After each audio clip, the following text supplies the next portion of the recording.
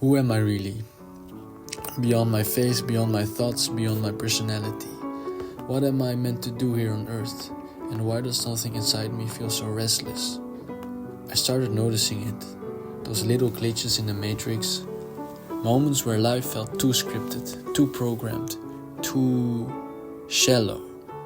Like everything I had learned about the world was not the truth, but someone else's version of truth. And deep inside, there was this whisper, a quiet emptiness that wasn't emptiness at all. It was a call to remember who I really am, to remember the soul within me, the spirit within me, the part of me that cannot be defined, categorized, boxed, or tamed. In the loudness of our world, this Western capitalist, always busy world, where people want fast, simple, easy, my soul began asking the deeper questions. Who are you? Why are you here? What is troubling you? What are you being called toward? And I knew this was the beginning of my journey.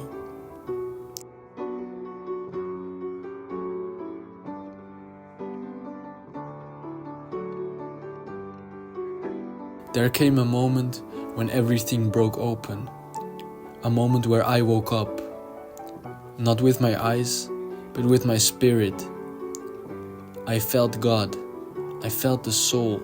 I felt the Tao within me, the way inside me. I began listening to my heart, to my intuitions, to my shadow, to the silent truths that lived between each breath. I began to relax into my being, to accept the voice guiding me, to whisper, God, speak through me, show me the truth. I realized that the universe wasn't something outside of me. I was a manifestation of it.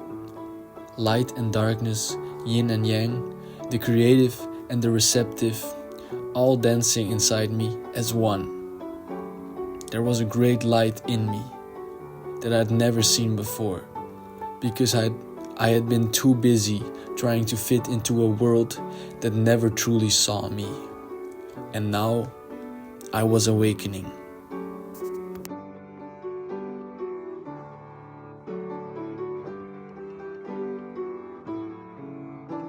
But awakening doesn't come without a price. To step into truth, you must first let go of everything that isn't. And so I fell. I shed the old skin, the old beliefs, the old identities, the old illusions that once felt safe, but were slowly suffocating my soul. Letting go was painful. Unlearning was painful. Falling was painful. But the Tao teaches, let go, surrender, and trust the fall.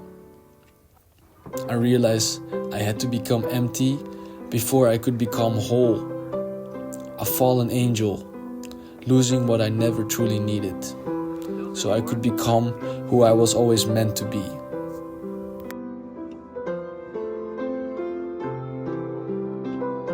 And then I reached the bottom. Pure emptiness, pure silence, pure nothingness. But nothingness wasn't death. Nothingness was the birthplace of everything. Taoism says, in the beginning there was non-existence, from this came existence. And in my own darkness, I finally understood. Light and dark are not opposites, they are one. There's yin in yang and yang in yin. There's light in the dark and darkness in the light. And without sorrow, happiness could never carry its meaning. In the lowest place, in the quietest depths, I felt God. Not as a concept, not as a belief, but as presence, as truth, as a stillness holding the universe together. It was in the darkness that I finally found peace.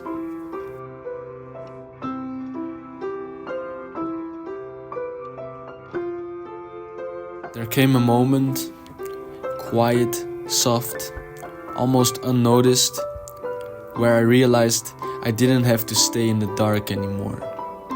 Light wasn't something outside of me. It wasn't a miracle I had to wait for. It was a choice, a direction, a way of living.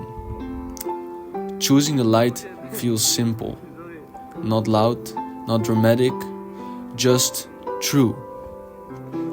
It is waking up with gratitude for the small, ordinary miracles in front of you.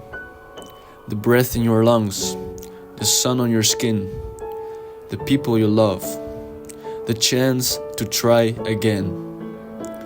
It is seeing every blessing as something God placed gently in your hands. Not to hoard, not to worship, but to grow with, to build with, to give with. Because blessings are not the end. They are the beginning. They are the raw materials God gives us to create even more light in the world. And so I began to rise, not in a straight line, not in perfection, but in progress. Real, steady human progress. The type that makes life feel meaningful again. The type that fills your days with quiet purpose. To embrace the light is to say, I am here, I'm alive, I am willing to grow. It is a gentle decision to keep moving forward toward what is true, toward what expands the heart, toward what brings more love, more harmony, and more beauty into the world. This is the light I choose now. Not a spotlight, not an escape, but a way of being. A way of honoring God by becoming a living expression of the blessings He placed in me. A way of rising with humility, with clarity, and with peace. A way of saying, let my life become a lamp. Let my growth make the world brighter. Let my love ripple outward. This is light, chosen, embraced, and lived. This is the answer to the soul-searching journey.